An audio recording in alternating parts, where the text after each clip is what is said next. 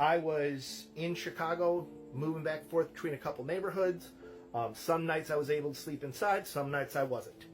And I never really could shower. Like I'd sneak them in where I could, but there weren't many opportunities, and I didn't have a lot of opportunities to wash my clothes because that's how homelessness works.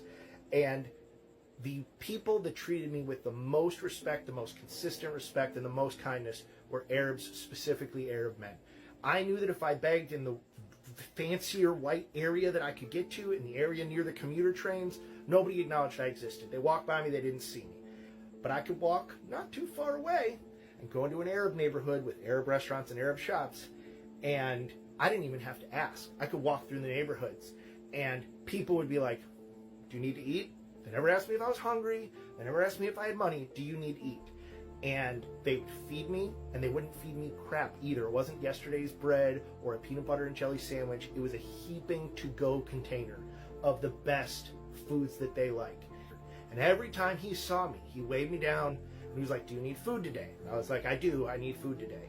And sometimes I'd say, somebody else fed me. I'm good. And he'd be like, okay, come by for dinner. Like, that man always fed me. And his staff fed me, and his friends fed me, and other people in the neighborhood who saw that man was feeding me pulled me aside and were like, hey, is he feeding you all the time? And I thought they were going to scold me or scold him.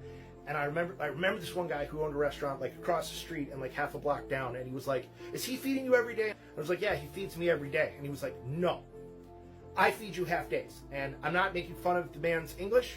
That's exactly what he said. His English was not the best. He was very clearly learning English. And he goes, I feed you half days. And I was like, what? And he was like, he feeds you half days, I feed you half days.